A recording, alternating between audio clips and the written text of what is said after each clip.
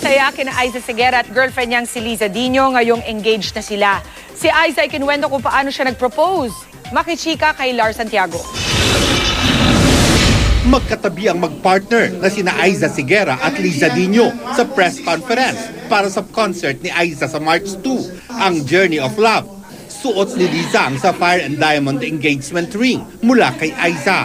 Ayon kay Aiza, November last year niya inisip na mag-propose sa girlfriend. At nangyari nga ito sa pakikipagtulungan ng mga kaibigan nila ni Liza sa teatro sa UP noong nakaraang Biyernes.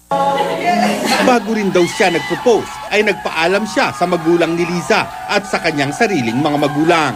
Si Liza naman, wala raw kahina-hinala na ang play na nilalabasan niya sa UP ay bahagi ng script ni na Aiza para sa proposal.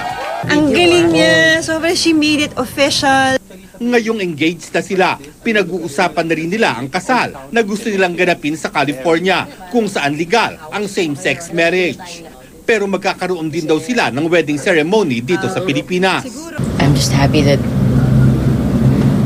we're getting stronger every day, you know? Mas lalong natin naiintindihan yung isa't isa. And I just can't wait. I just can't wait to really be with you. Marami tayong pagdadaanan pa. This is just the beginning. Lars Santiago, updated sa Showbiz Happening.